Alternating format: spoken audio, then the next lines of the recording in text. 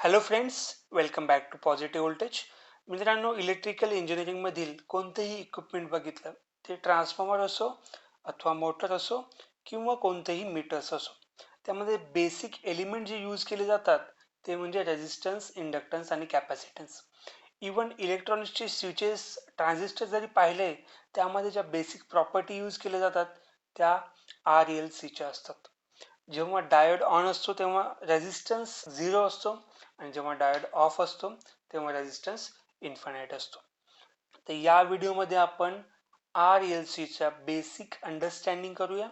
त्यासोबतच त्यांच्या प्रॉपर्टीज काय आहेत, ओहम्स लॉ आणि AC आणि DCला ते कसं बिहेव करतात याविषयी पाहणार आहोत.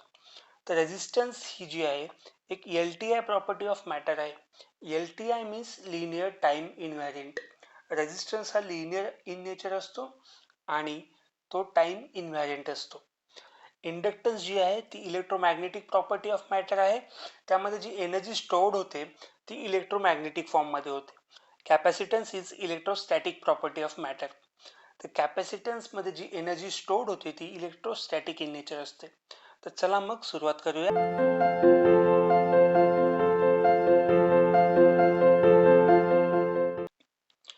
तर मित्रांनो, आपण यामध्ये फर्स्ट पाहूया रेझिस्टन्स. तर रेझिस्टन्सचं सिम्बॉल सर्वांना माहीतच आहे, सिम्पली लाईक दिस. तर आपण डिनोट करतो आर ने. तर रेझिस्टन्सच्या कन्स्ट्रक्शनमध्ये आपण जे लॅबमध्ये रेझिस्टन्स पाहिलेले आहेत त्यामध्ये एका रॉडवरती एक आपण वायर वाऊंड करतो. आता हे वायर असं का वाऊंड करतो?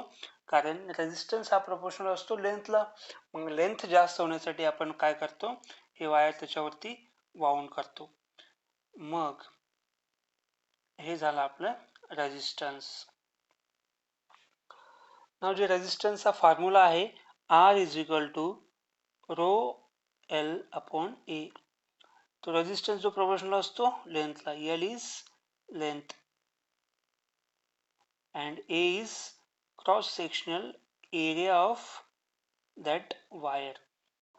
आणि जी रो आहे ती आहे रेझिस्टिव्हिटी ऑफ दॅट मटेरियल. कॉपरची रेझिस्टिव्हिटी असते 1.68 इंटू 10⁻⁻8 ओहम पर मीटर. तर रेझिस्टन्सचं युनिट काय असतं? ओहम.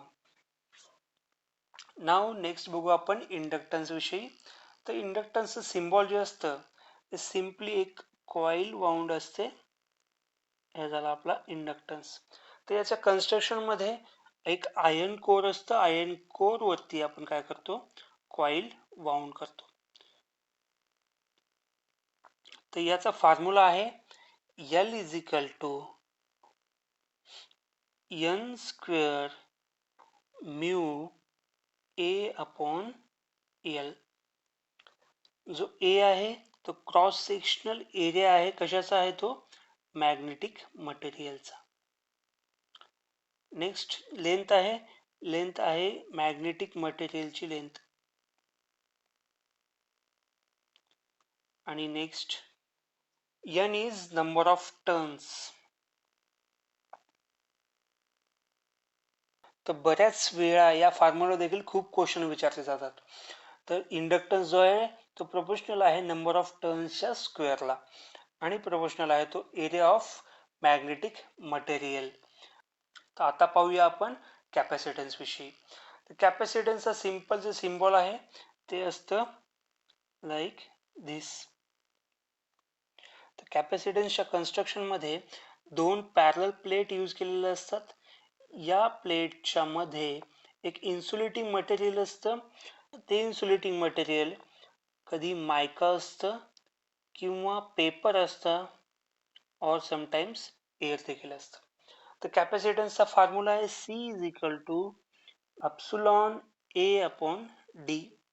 जो D आहे तो डिस्टन्स बिटवीन प्लेट आहे. A is area of plate. इथे पाहायचं म्हटलं आपण म्यूला डिनोट करतो mu naught into mu R. Mu naught जी आहे ती आहे ॲब्सोल्यूट परमियाबिलिटी. ॲब्सोल्यूट परमियाबिलिटी किती असते? Mu naught is equal to into 10⁻⁷ henry per metre.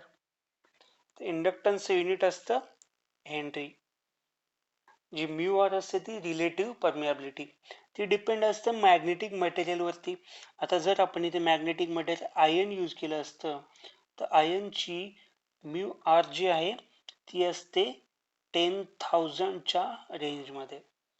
तर कॅपॅसिटन्समध्ये जर एप्सिलॉन असतो, epsilon is equal to epsilon naught epsilon R. Epsilon naught is absolute permittivity. तर ॲब्सोल्यूट परमिटिव्हिटी त्याची व्हॅल्यू काय असते 8.85 इंटू 10⁻⁻12 फॅरेड पर metre. तर आपल्या कॅपॅसिटन्सचं युनिट जे असतं ते काय असतं फॅरेड असतं. तर म्यू आर जी असते ती डिपेंड असते जे आपण इन्सुलेटिंग मटेरियल यूज केलं ते. तर यानंतर आपण पाहूया नेक्स्ट जे आहे तो ohm's law. Ohm's law denote करतो व्होल्टेज अक्रॉस एनी एलिमेंट. तर आता रेझिस्टन्सच्या अक्रॉस ओहम्स लॉ काय आहे, voltage is equal to I into R. तर आता इंडक्टन्समध्ये आपण ओहम्स लॉ काय असतो, इंडक्टन्समध्ये ओहम्स लॉ असतो L D I by D T is equal to V L. जे व्होल्टेज असते इंडक्टन्सच्या अक्रॉस ते डिपेंड असतं रेट ऑफ चेंज ऑफ करंटवरती. आणि कॅपॅसिटन्समध्ये ओहम्स लॉ असतो C D V by D T is equal to I C. जो कॅपॅसिटन्समधून करंट फ्लो होतो तो डिपेंड असतो rate of change of voltage. आता पाहूया आपण यांच्या प्रॉपर्टीज. तर रेझिस्टन्सची प्रॉपर्टी काय आहे, रेझिस्टन्स करतो opposition to flow of current.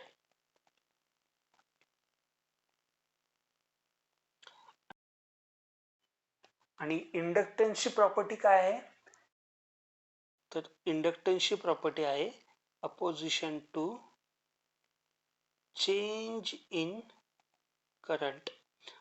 तर इंडक्टन्स ट्राय करतो त्याच्यामधून जाणारा करंट जो असेल तो कॉन्स्टंट ठेवायचा. नेक्स्ट आहे कॅपॅसिटन्स.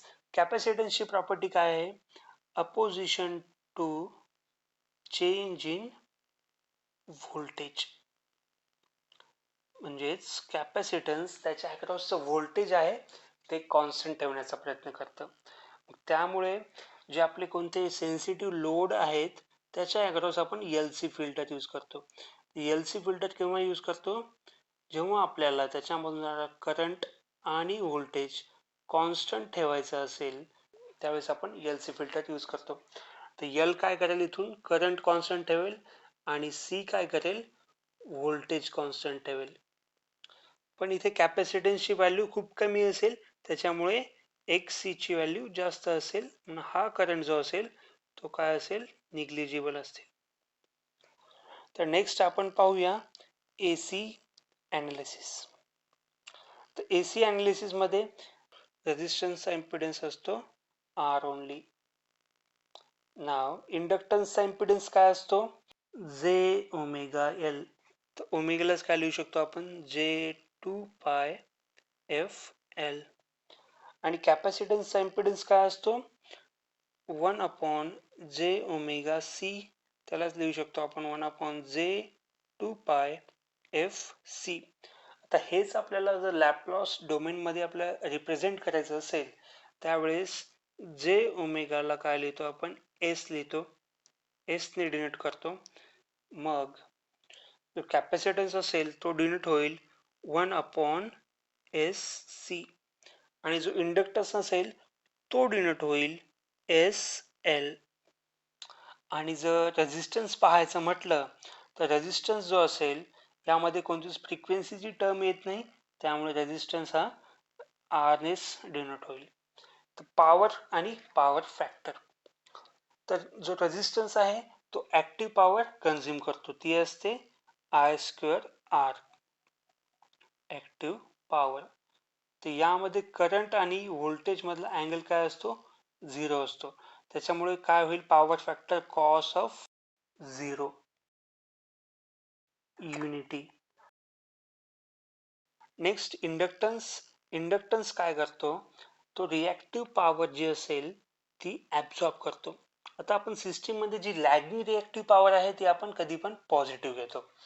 रिॲक्टिव्ह पॉवर आहे ती इंडक्टन्स ॲब्झॉर्ब करतो, म्हणजे तो लॅगिंग रिॲक्टिव्ह पॉवर घेतो. तर याच्यामध्ये व्होल्टेज आणि करंट मधला अँगल असतो 90 डिग्री. जो आपला करंट असतो तो लॅगिंग असतो बाय 90 डिग्री. तर इथं पॉवर फॅक्टर काय होईल, cos of 90 is equal to 0 power factor lagging. Next capacitance. Capacitance काय करतो, रिॲक्टिव्ह पॉवर सप्लाय करतो, म्हणजेच तो लॅगिंग रिॲक्टिव्ह पॉवर सप्लाय करतो. इथे व्होल्टेज आणि करंट मधला अँगल किती असतो, 90 डिग्री. तर करंट जो असतो तो 90 डिग्रीने लीड करतो व्होल्टेजला, त्यावेळेस पॉवर फॅक्टर काय होतो, 0 लीडिंग. तर नेक्स्ट आपण बघणार आहोत डीसी अनालिसिस. तर डीसी अनालिसिस मध्ये आपण ट्रान्झिएंट अनालिसिस करू. त्यामध्ये आपण 3 इन्स्टंटला आपलं सर्किट एलिमेंट कसं बिहेव करतो हे पाहू. यामध्ये t is equal to, consider this is t is equal to 0. t is equal to 0 च्या जस्ट बिफोर जे असेल आपला काय असेल, t is equal to 0 minus, आणि t is equal to 0 च्या जस्ट आफ्टर जो असेल तो असेल t is equal to 0 plus. आणि जेव्हा आपली सिस्टीम सेटल होईल त्यावेळेस काय असेल, स्टेडी स्टेट, ते म्हणजेच t is equal to infinity. नाव जो आपला रेजिस्टन्स असतो R तो लिनियर आहे, टाइम इनव्हॅरियंट आहे, म्हणजेच तो टाइम नुसार चेंज होत नाही. म्हणून ह्या तिन्ही t is equal to 0 minus, t is equal to 0 plus आणि t is equal to इन्फिनिटीला रेजिस्टन्स म्हणूनच ऍक्ट होतो. नाव आपण पाहूया इंडक्टन्सचा. तर इंडक्टन्स आपण कन्सिडर केला t is equal to 0 मायनसला, त्याच्यामधून I नॉट अमाऊंटचा करंट फ्लो होतोय. तर t is equal to 0 प्लसला काय होईल, त्याची प्रॉपर्टी काय आहे, it opposition to change in current, त्याच्यामधून करंट जो असेल तो कॉन्स्टंट असेल. मग त्यावेळेस आपला इंडक्टन्स जो ऍक्ट होतो तो ओपन सर्किट ऍक्ट होतो in parallel with current source. त्याची व्हॅल्यू असेल I नॉट. हे इंडक्टन्सचं बिहेवियर झालं at t is equal to 0 plus साठी. नाव आपण पाहू आता t is equal to इन्फिनिटीला. तर आपण इथे डीसी सप्लाय दिलेला आहे. डीसी सप्लाय दिल्यामुळे इथे di बाय dt काय असेल, 0 असेल. इथे करंट काहीच चेंज होत नाही, rate of change of current is 0. मग त्याच्यामुळे जे व्होल्टेज जे असेल, जर आपण ओहम्स लॉ मध्ये पाहिलं, व्होल्टेज काय येईल, 0 येईल. मग इथं व्होल्टेज 0 आल्यामुळे आपला इंडक्टन्स जो ऍक्ट होईल तो होईल शॉर्ट सर्किट. तर आणखी दुसऱ्या वेनं बघायचं म्हटलं तर याचा इम्पिडन्स काय असतो, जे ओमेगा एल. तर डीसी मध्ये फ्रिक्वेन्सी काय असते, 0. त्यामुळे ओमेगा 0 याचा इम्पिडन्स काय होईल, 0, म्हणून हा ऍक्ट होईल शॉर्ट सर्किट. तर नेक्स्ट पाहायचं म्हटलं तर कॅपॅसिटन्स. तर कॅपॅसिटन्स मध्ये आपण फर्स्ट कन्सिडर केलं at t is equal to 0 minus, याच्या अक्रॉस व्होल्टेज आपलं V नॉट आहे. मग जेव्हा t is equal to 0 प्लसला काय होईल, तर याची प्रॉपर्टी आहे opposition to change in voltage. त्याच्यामुळे t is equal to 0 प्लसला देखील त्याच्या अक्रॉस व्होल्टेज किती पाहिजे आपल्याला, V नॉट पाहिजे. मग त्यावेळेस तो ऍक्ट होतो short circuit with series off voltage source V not. त्यामुळे याच्या अक्रॉसचं व्होल्टेज कॉन्स्टंट राहतं. तर आता आपण बघू t is equal to इन्फिनिटीला. तर t is equal to इन्फिनिटीला जो आपला करंट असतो IC is equal to C dV by dt. आता आपण डीसी सप्लाय दिल्यामुळे काय, स्टेडी डीसी सप्लाय आहे, त्याच्यामुळे dV by dt काय होईल, dV by dt is equal to 0, rate of change of voltage. तर ते 0 असल्यामुळे काय होईल, IC is equal to 0. IC 0 means काय, आपलं सर्किट ओपन सर्किट ऍक्ट होईल. जर आणखी दुसऱ्या वेनं बघायचं म्हटलं त्याचा इम्पिडन्स काय असतो, 1/j ओमेगा सी. आता डीसी मध्ये फ्रिक्वेन्सी काय असते, 0. त्यामुळे 1/0 काय होईल, इन्फिनिटी, म्हणजे हा काय झाला ओपन सर्किट. तर आपण आता नेक्स्ट पाहूयात पॉवर स्टोरेज. जर रेजिस्टन्स जो आहे तो ऍक्टिव्ह पॉवर डिसिपेट करतो, तो पॉवर स्टोरेज करू शकत नाही. त्याच्यामध्ये जी पॉवर लॉस होते ती काय असते, आय स्क्वेअर आर लॉस. ती कोणत्या फॉर्म मध्ये असते, हीटच्या फॉर्म मध्ये. तर नेक्स्ट आपण इंडक्टन्सचं पाहूया. इंडक्टन्स काय करतो, इलेक्ट्रोमॅग्नेटिक एनर्जी स्टोअर करतो. आता हे पॉसिबल आहे फक्त शॉर्ट पिरियडसाठी. आता मी कशामुळे शॉर्ट पिरियडसाठी म्हटलं, कारण जर समजा आपल्या इंडक्टन्स मधला करंट आहे समथिंग लाईक दिस, म्हणजे त्याने इतक्या अमाऊंटची एनर्जी जी आहे ती स्टोअर केलेली आहे. त्या पर्टिक्युलर इन्स्टंटला आपण जर तो इंडक्टन्स ओपन सर्किट केला तर इथं rate of change of current काय येईल, इन्फायनाईट येईल. आणि rate of change of current infinite असल्यामुळे इथं ओम्सला लावला तर काय असतो, V L is equal to L D I by D T. त्याच्या अक्रॉसचं व्होल्टेज काय होईल, इन्फायनाईट. हे पॉसिबल आहे का प्रॅक्टिकल कंडिशनला, नाहीये. म्हणून त्याच्यामधून जाणारा करंट जो असेल तो आपण सडनली इंटरप्ट नाही करू शकत. त्यामुळे इंडक्टन्स जो आहे तो शॉर्ट पिरियडसाठी एनर्जी स्टोअर करतो. मग याची जी एनर्जी स्टोअर होते ती असते 1/2 एल आय स्क्वेअर जूल्स. तर ही असते इलेक्ट्रो मॅग्नेटिक फॉर्म मध्ये. तर नेक्स्ट आपण कॅपॅसिटन्स विषयी बघू. तर कॅपॅसिटन्स मध्ये जी एनर्जी स्टोअर होते ती असते इलेक्ट्रोस्टॅटिक. तर ती एनर्जी असते E is equal to 1/2 C V square. तर ही एनर्जी कितीही लॉंग ड्युरेशन साठी आपण काय करू शकतो, स्टोअर करू शकतो. तर इलेक्ट्रिकलचा अभ्यास सुरुवात करताना या तिन्ही एलिमेंटच्या प्रॉपर्टीज फील करणं खूप महत्वाचं आहे. आय होप तुम्हाला समजलं असेल. तर अशाच चांगल्या व्हिडिओसाठी चॅनलला सबस्क्राईब करा आणि तुमच्या मित्रांना शेअर करा.